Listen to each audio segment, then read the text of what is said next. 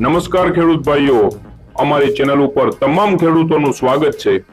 અમારી ચેનલ ઉપર દરરોજ તમને તમારા વિસ્તારની માર્કેટ યાર્ડના એરંડાના ભાવ જાણવા મળી જશે।